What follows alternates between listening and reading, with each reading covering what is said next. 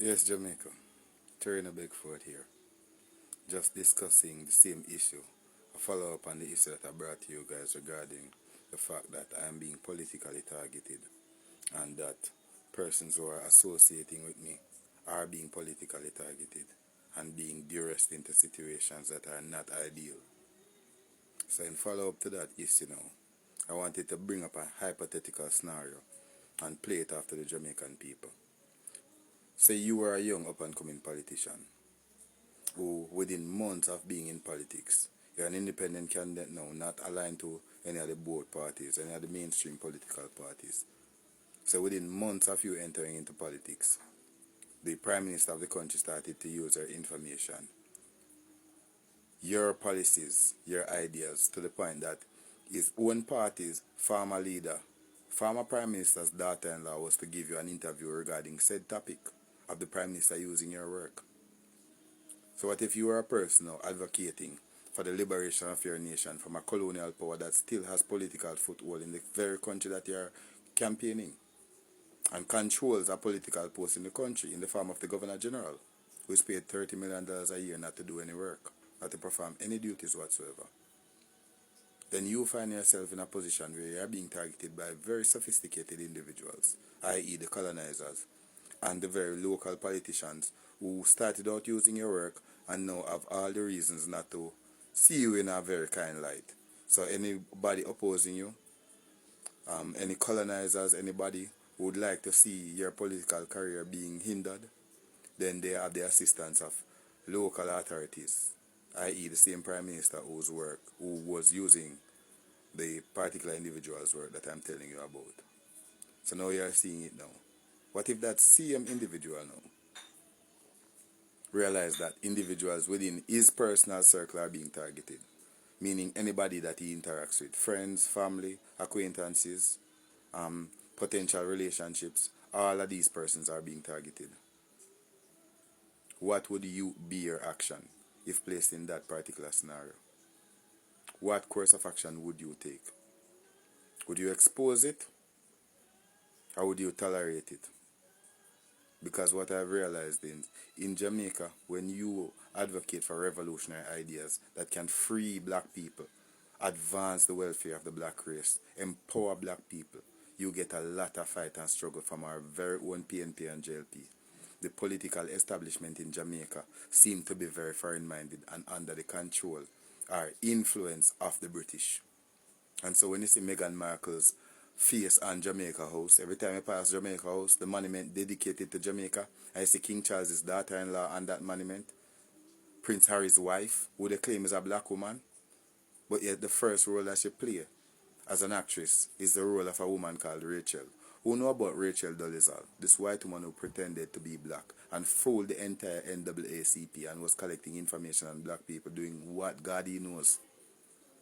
So it's very interesting that this white woman married to King Charles's son is the same woman claiming that she's black, and she carries the same name of a woman that's one accused of the same crime.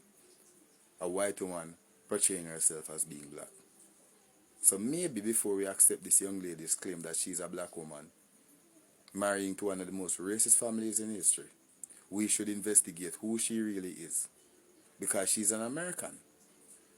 And the last time I remember, President Trump called Somalians garbage, basically rubbish. And he referred to Ilhan Omar, a black woman from Somalia in the United States, in the US Congress, as said, being garbage. So with Meghan Markle being a US citizen, Donald Trump being our president, we don't even know if she voted for Donald Trump or not.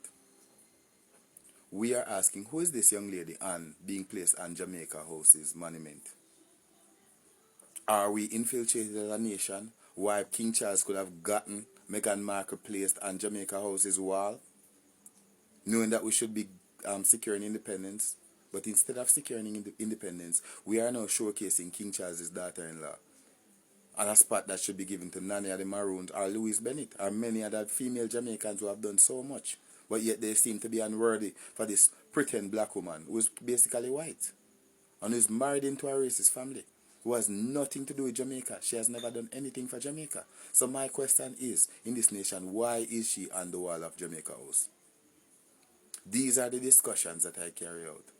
This is the role that I play in Jamaica.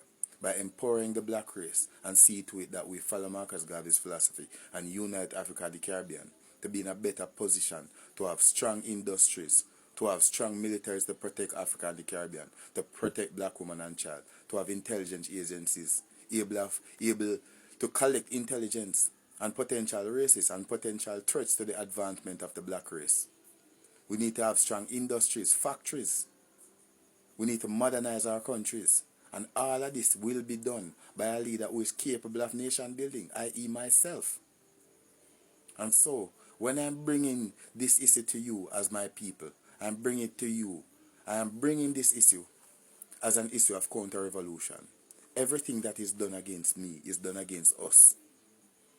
I am here to champion and to articulate and to guide the Jamaican Revolution. And therefore, any opposition that I'm being faced, politically based, whether it's from the local politicians or from the British themselves, this is being done not only against me, but against us, the people, us, the Negro race, us, the historically oppressed. And that is what I seek to do, to give us a voice, to give us the reasonable course of action to develop our nation, and to give us the opportunity to unite as a people, not just in Jamaica, but geopolitically throughout the Caribbean, in Africa, and in Papua New Guinea.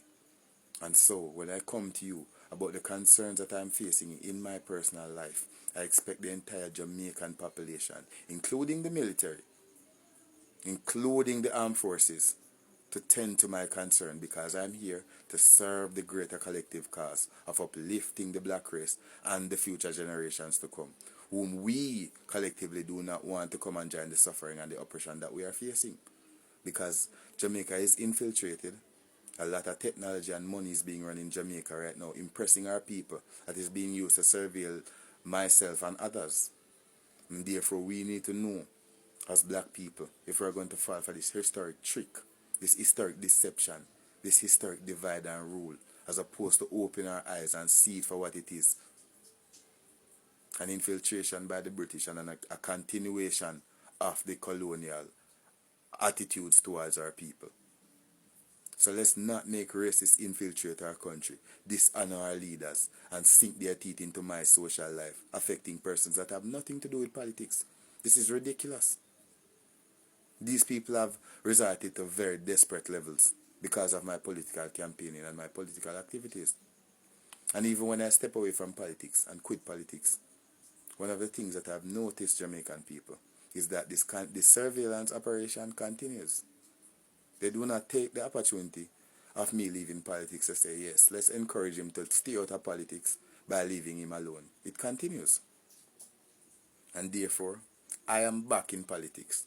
I am campaigning to be your first black, first Jamaican born head of state in our nation's history. We will be dissolving the Governor Generalship because the Governor General does not perform a practical political role, and he consumes $30 million a year of our tax money.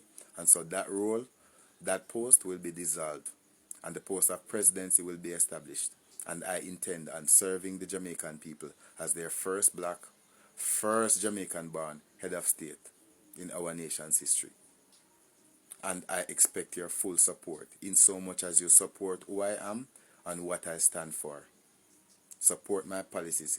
Get to hear what I'm about, so you can lend your support to a greater cause that we should have been championing for a very long time now. The cause of Marcus Mosiah Garvey, the red, the black, and the green, is a cause that we have long neglected. And we need to rekindle ourselves with our revolutionary identity and our revolutionary duties. Not only as political revolutionaries, but the Rastafarian community should join in this effort. And everybody, every black conscious Jamaican, should lend their support to what I'm carrying out right now. I'd love for the support and the encouragement. And the more support I get, is the more I can expose the infiltration into my social life. And we can stop this. Stop British activities in Jamaica.